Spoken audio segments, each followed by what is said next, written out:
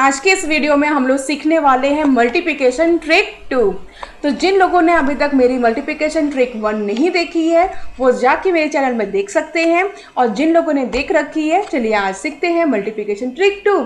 तो यहाँ पे हम लोग देख पा रहे हैं कि किन नंबर्स के बीच में हम लोग ये मल्टीप्लिकेशन ट्रिक 2 को यूज़ कर सकते हैं। तो ये एग्जाम्पल के तौर पर आपके सामने यहाँ पे कुछ नंबर्स हम देख सकते हैं। यहाँ पे क्या है 16 इंटू 96, 34 इंटू 74, 48 इंटू 68, 64 इंटू 44। तो ये कुछ एग्जाम्पल्स ऑफ नंबर्स हमने यहाँ पे ले रखे हैं, जहाँ पे हम लोग देखेंगे कि किस तरह से इन नंबर्स पे हम लोग ट्रिक को यूज़ कर सकते हैं।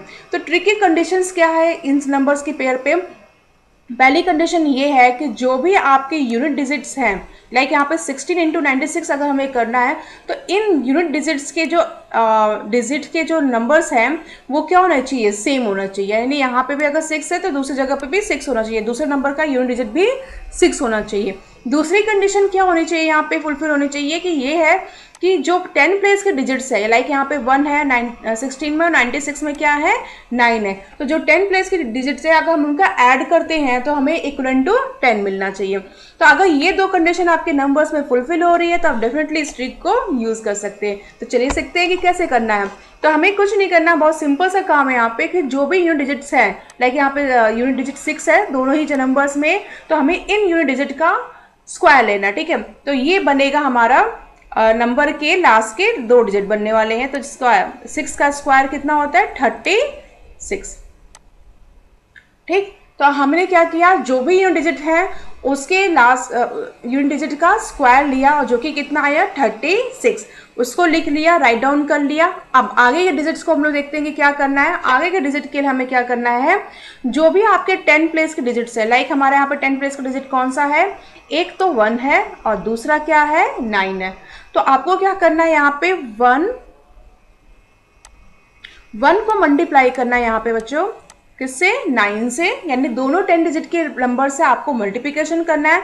एंड देन जो रिजल्ट आएगा आपका उसको ऐड करना है किससे, आपके यूनिट डिजिट के नंबर से। तो यहाँ पे यूनिट डिजिट का नंबर कौन सा है 6, इससे आपको इसको ऐड कर देना है। तो ये सिंपल सा काम आपको यहाँ पे करना होगा और देखते हैं इससे नंबर हमारा क्या बनता है।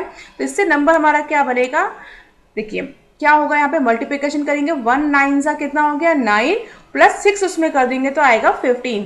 तो एक हमारा दो आगे के 2 डिजिट क्या हो गया आंसर के 15, और लास्ट के 2 डिजिट क्या हो गए हमारे 36, जो हमने 6 का स्क्वायर यानी यूनिट डिजिट का स्क्वायर लेके निकाला। तो कितना आ गया 36। तो यही हमारा इसका क्या होगा आंसर,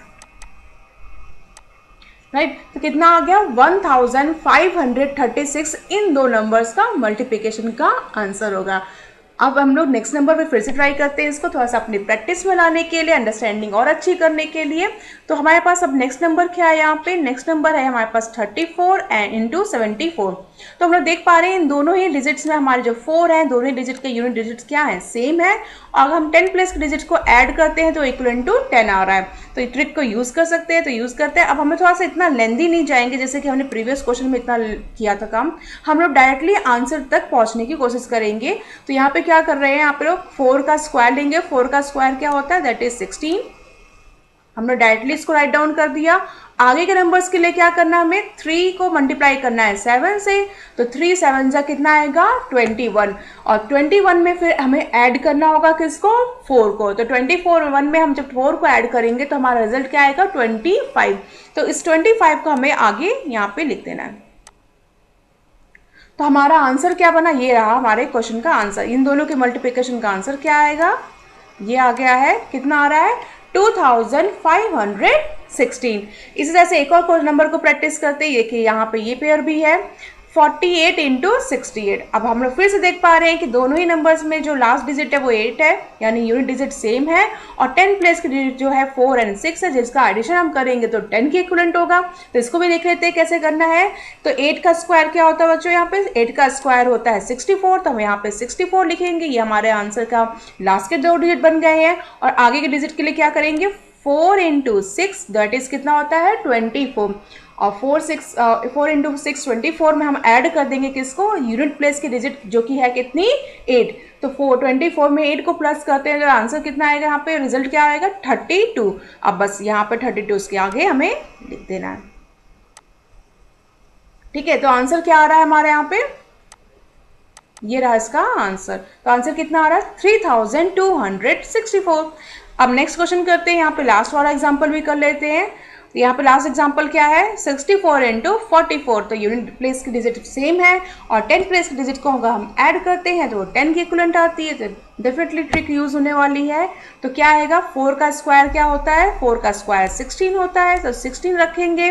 और यहाँ पे दूसरा क्या है, यहाँ पे 6 4 जा 24, 24 प्लस यूनिट प्लेस वैल्यू कितनी 4, तो 24 में जब हम 4 को ऐड करेंगे तो कितना आएगा 28।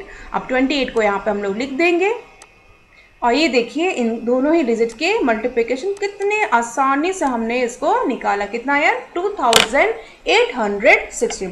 देखो बच्चों तो कितना आसान है इन ट्रिक को यूज़ करना। तो बस आपको यहाँ पे ध्यान देना है कि क्या नंबर्स में क्या कंडीशंस हमारी फुलफिल हो रही है, और ये तब हो पाएगा जब बच्चों आपको इसको प्रैक्टिस करोगे।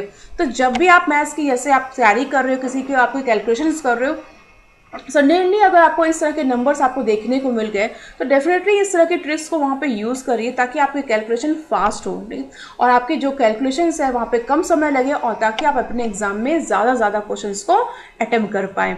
तो अगर आपको